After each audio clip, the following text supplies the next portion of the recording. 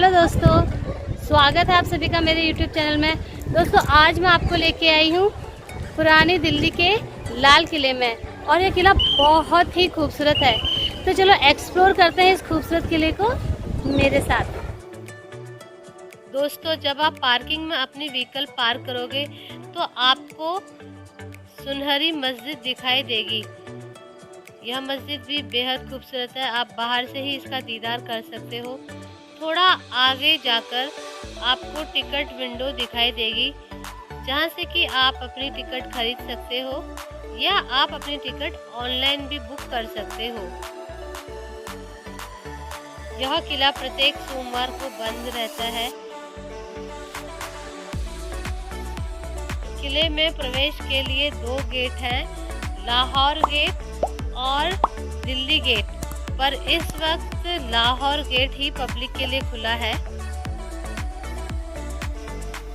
दोस्तों किले के चारों ओर 30 फुट गहरी खाई है तथा 60 फुट ऊंची दीवार है। किले की सुरक्षा के लिए उस समय काफी अच्छे इंतजाम किए गए थे।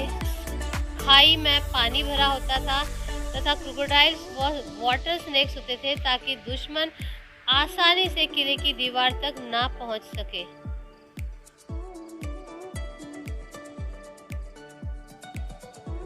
किले की दीवार में ऊपर की ओर आप छोटे छोटे आर्चेस देख रहे हो, और हर जगह आप देख रहे होंगे गैप बने हुए हैं दीवारों में, नीचे और ऊपर की ओर। तो वहाँ पर जो थे सोल्जर्स अपने पिस्टल्स को लेके छिप जाया करते थे, ताकि कोई भी बाहरी आक्रमण हो तो वह उसके लिए तैयार रहे। किले का मेन गेट दिल्ली गेट है, जिससे कि केवल बादशाह ही प्रवेश किया करते थे, और आज भी इस गेट का प्रयोग हमारे देश के प्रधानमंत्री व वीआईपीज करते हैं।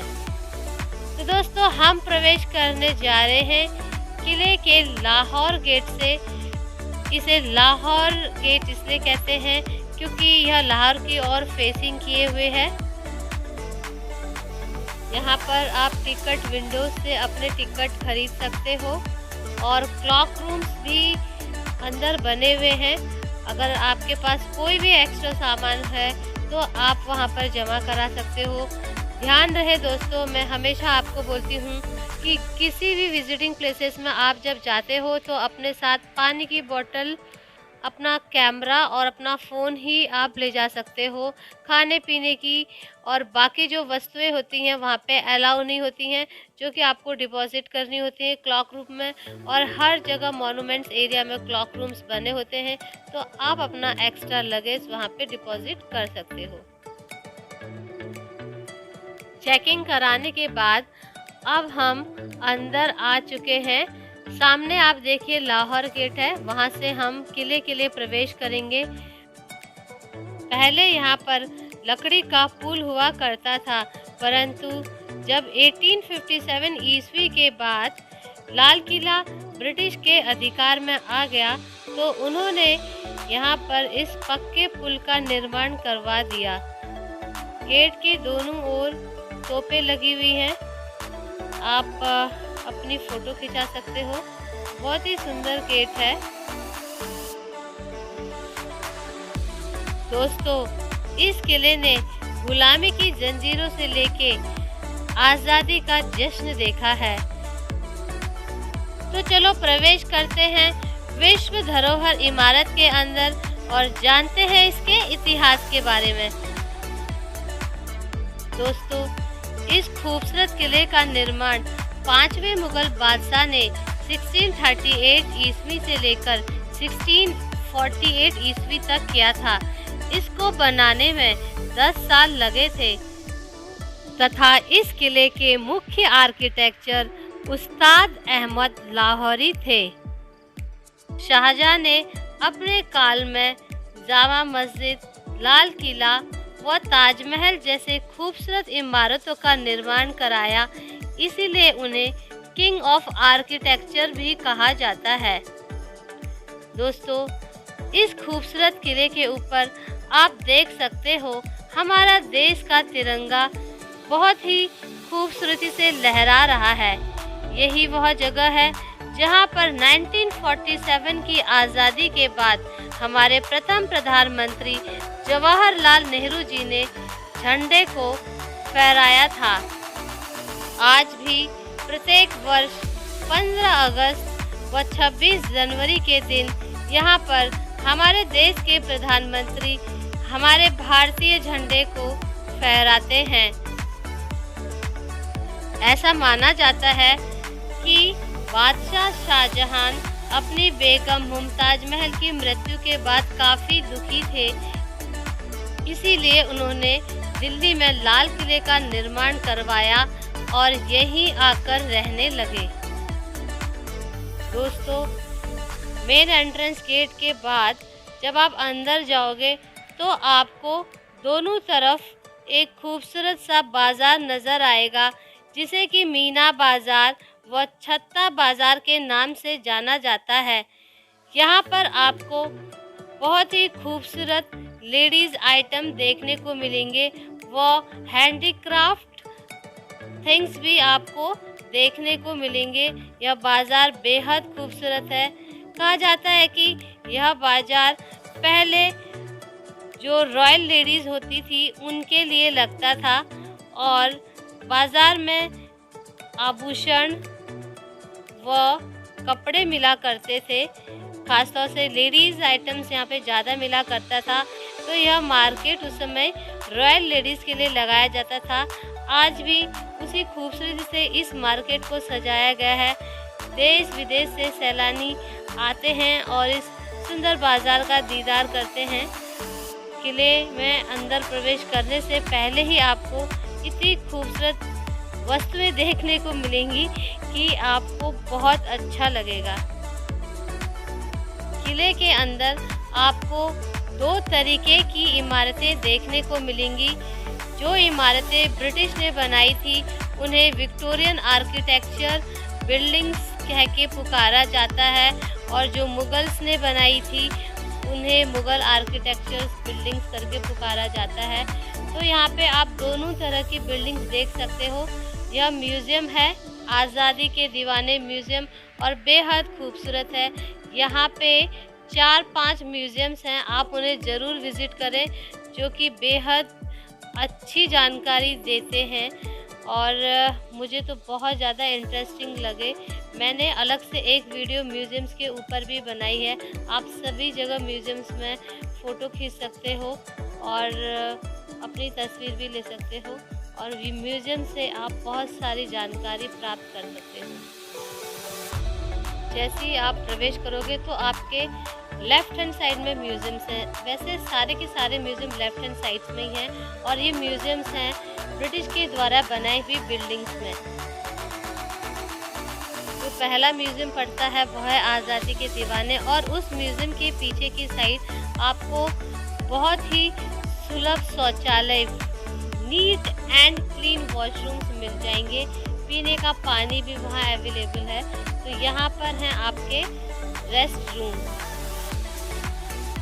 दोस्तों, पहले इस किले को किला-ए-मुबारक के नाम से जाना जाता था, परंतु वक्त के साथ इसका नाम बदलकर लाल किला रख दिया गया। दोस्तों, अब मैं आपको लेकर चलती हूँ नौबत खाने की ओर।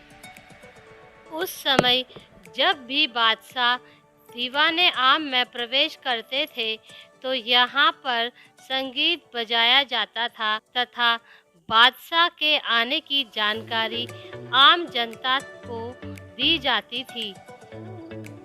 किसी भी विशेष अवसर पर यहाँ पर संगीत बजाया जाता था तथा जो भी उच्च अधिकारी उस समय यहाँ से दीवाने आम पर प्रवेश करते थे उसकी जानकारी भी आम जनता को दी जाती थी। यह नौबत खाना बेहद खूबसूरत व 3 मंजिला है। इसमें हरे व सुनहरे रंगों का प्रयोग किया गया है। ऐसा माना जाता है कि 2 मुग़ल बादशाह जहांदार शाह एवं फ़र्रुखसियर की हत्या इसी नौबत खाने में की गई थी। दोस्तों, जब हमारा देश आज़ाद हो गया उसके बाद यह किला इंडियन आर्मी के अंडर में वर्ष 2003 तक रहा। यह किला बेहद खूबसूरत था। यहाँ पर सोने, चांदी व तरह तरह की खूबसूरत चीज़ें थी, परंतु समय समय पर इसे लूटा गया। आज भी यह किला बहुत खूबसूरत लगता है। तो अब हम प्रवेश कर रहे हैं दीवाने आम के लिए, जहाँ पर कि बादशाह का दरबार लगा करता था। यहाँ पर वह आम जनता की तकलीफ़ों को सुना करते थे और उनकी प्रॉब्लम्स को सॉल्व किया करते थे। सामने जनता बैठी होती थी, अंदर सिंहासन पर बादशाह बैठे होते थे, व उनका वज़ीर नीचे की तख्त पर बैठा होता था। वह सभी लोगों की प्रॉब्लम्स सुना करते थे और उनका समाधान किया करते थे। यह देखिए, यह लाल पत्थरों से बना हुआ है और इसमें खूबसूरत आर्च बनी हुई है जो कि बराबर साइज की है। जो मेन सिंहासन है वह मार्बल से बना हुआ है। अब सरकार ने इसे ग्लास से कवर कर दिया गया है। आप केवल ग्लास के बाहर से ही तस्वीर ले सकते हो। दोस्तों, वर्ष 2007 में इसको वर्ल्ड हेरिटेज साइट घोषित कर दिया गया था।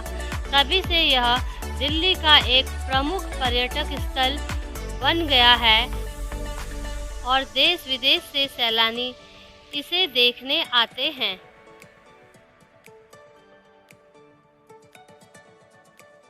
और यहाँ पर आप अपनी प्यारी प्यारी तस्वीरें खिंचवा सकते हो। तो चलिए अब मैं आप लोगों को ले चलती हूँ दीवाने खास महल, रंग महल व मुमताज महल की ओर। दोस्तों, यह सुंदर जगह जो आप देख रहे हो, यहाँ पर फव्वारे लगे होते थे तथा इसी जगह पर नहर ए बहिश्त बहा करती थी, जिसे कि स्वर्ग से बहती जलधारा माना जाता था।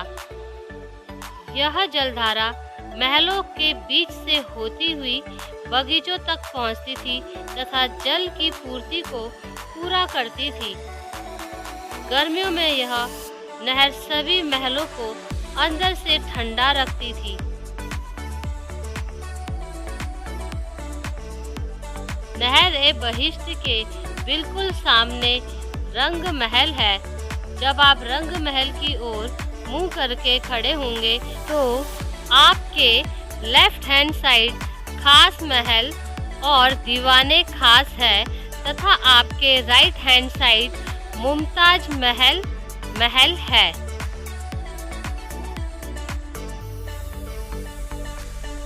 तो दोस्तों, अभी आप देख रहे हो इस सुंदर किले का एक बेहद खूबसूरत महल, जिसे कि रंग महल के नाम से जाना जाता है।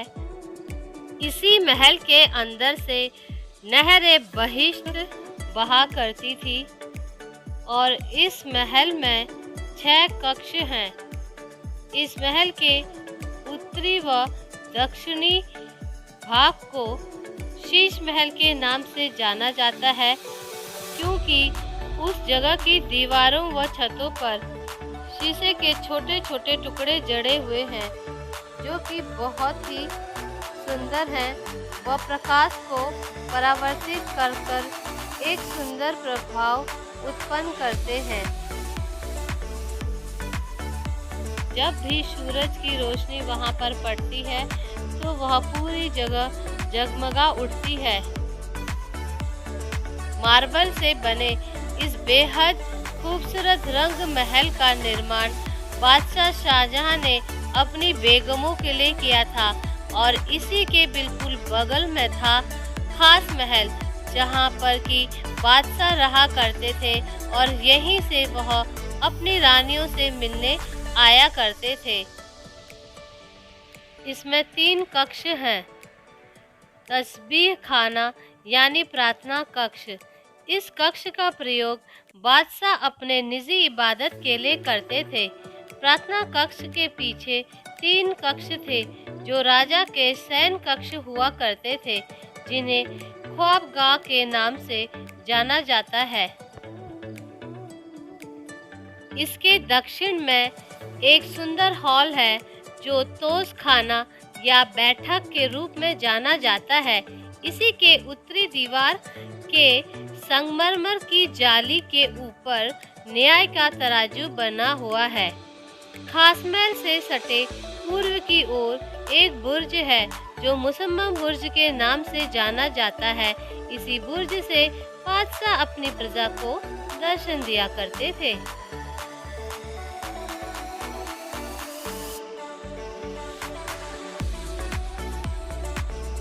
दोस्तों, आपको इन खूबसूरत महलों को बाहर से ही देखना होगा, क्योंकि अंदर जाने की इजाज़त अब किसी को भी नहीं है। तो दोस्तों, चलो अब मैं आप लोगों को ले चलती हूँ बादशाह के खास दरबार में, यानी कि दीवाने खास में। यह दरबार बादशाह ने खास दरबारियों एवं मेहमानों से मुलाकात के लिए बनवाया था। इस कक्ष के मध्य में यानी कि बीचों बीच में जो चौकी रखी हुई है, जो आप चबूतरा देख रहे हैं बड़ा सा, उस पर बादशाह का बहुत ही खूबसूरत सिंहासन, मयूर सिंहासन रखा हुआ था, जो कि बेहद कीमती पत्थरों से जड़ा हुआ था। उसे सन 1739 ईस्वी में नादिर शाह अपने साथ ले गया था तथा उसके ऊपर जो कोहिनूर हीरा जड़ा हुआ था उसे भी नादिर शाह अपने साथ ले गया था। बाद में वह हीरा ब्रिटिश ले गए तथा आज भी वह हीरा लंदन में है। उस हीरे का नाम था कोहिनूर, जो कि दुनिया का बेहद कीमती व खूबसूरत हीरा था। इसके उत्तरी व दक्षिणी दीवारों के कोने के मेहराबों के ऊपर व किनारों के नीचे मशहूर लेखक अमीर खुसरो ने लिखा है, यदि धरती पर कहीं स्वर्ग है तो यही है, यही है, यही है। दोस्तों, इस महल की दीवारों पर आपको ताजमहल की ही तरह मार्बल इनले आर्ट देखने को मिलेंगी। जो खूबसूरत पत्तियां और फूल आप देख रहे हो, यह सेमी प्रेसियस स्टोन्स यूज़ करके बनाई गई हैं। बिल्कुल ताजमहल की ही तरह खूबसूरत काम आप इसकी दीवारों पर देख सकते हो। दीवाने खास के बिल्कुल बगल में आप देखेंगे शाही हमाम, जो कि अभी बंद है। कहा जाता है कि दक्षिणी प्रवेश के दोनों ओर के कमरों का प्रयोग शाही बच्चों के द्वारा किया जाता था तथा इसके बीचों बीच में संगमरमर से बना हुआ एक कुंड था, जो कि आवश्यकता के अनुसार ठंडे या गर्म पानी के लिए प्रयोग किया जाता था। इसके ठीक सामने आप देखेंगे मोती मस्जिद, जिसे कि बादशाह औरंगजेब ने अपने समय पर अपने निजी इबादत के लिए बनाया था। बादशाह शाहजहां इबादत करने जामा मस्जिद जाया करते थे। दोस्तों, जैसे कि मैंने आपको बताया था कि रंग महल के दूसरी ओर मुमताज महल है। अब मैं आप लोगों को मुमताज महल की ओर ले चल रही हूँ। ये दूसरे कोने की तरफ है। एक तरफ से मैंने आपको सारे पैलेसेस दिखा दिए थे, अब हम दूसरी ओर जा रहे हैं और उसी तरफ शौचालय भी बने हुए हैं। देखिए, यहाँ पे मुमताज महल के बारे में आप पढ़ भी सकते हैं। यह महल देखने में बेहद खूबसूरत लग रहा है और कहा जाता है कि इस शाही महल का नाम शाहजहां ने अपनी प्रिय बेगम मुमताज महल के नाम पर रखा था। यह शाही हरम का एक हिस्सा था तथा इसे छोटे रंग महल के नाम से भी जाना जाता था। इसके बीचों बीच नहर ए बहिश्त बहा करती थी, जो कि इसको गर्मियों में ठंडा रखती थी। सन 1857 ईस्वी के बाद जब लाल किला ब्रिटिश के अधीन आया, तो उसके बाद इस महल का प्रयोग ब्रिटिश ने कारागार के रूप में किया। दोस्तों, यह किला 150 एकड़ में बना हुआ है और यहाँ पर 4-5 म्यूजियम्स हैं। यदि आपको लाल किला अच्छे से घूमना है तो आपको एक पूरा दिन चाहिए अच्छे से घूमने के लिए। तो जब भी आप लाल किला घूमने आए तो ढेर सारा समय निकाल के आए। दोस्तों, अब मैं आप लोगों को हयात बख्श बाग दिखा रही हूँ, जिसे कि जीवनदायिनी बाग कहा जाता है, यानी कि जीवन देने वाला बाग। इसका निर्माण लास्ट मुगल रूलर बहादुर शाह जफर ने करवाया था। इस बाग में नहरें बहिश्त बहा करती थी तथा उस समय इस बगीचे में सुंदर सुंदर पेड़ व पौधे लगे होते थे। इस बगीचे के उत्तर व दक्षिण में संगमरमर से बने 2 मंडप हैं, जिन्हें कि सावन व भादो के नाम से जाना जाता है। तो दोस्तों, अभी आप देख रहे हो इन दोनों मंडपों के बीच में बनाया गया जफर महल, जिसे कि बहादुर शाह जफर, जो कि लास्ट मुगल रूलर थे, उन्होंने सन 1842 ईस्वी में बनाया था। और इस महल के चारों ओर पानी था, जो कि इस महल को ठंडा रखता था। बहादुर शाह जफर ने इसका निर्माण खास तौर से ग्रीष्म काल की गर्मी से राहत पाने के लिए किया था। बगीचे में हर तरफ सुंदर पेड़ पौधे लगे होते थे, जो कि छांव देने के साथ साथ मन को सुकून भी पहुंचाते होंगे।